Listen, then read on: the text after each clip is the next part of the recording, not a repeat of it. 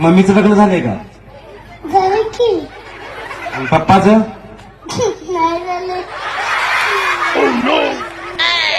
पप्पाचं लग्न नाही झालं? कधी होणार आहे? अजून पुढच्या वर्षी. पप्पाचं किती लग्न करायचे? 9. का बरं? एकच नवरी भेटली त्यांना.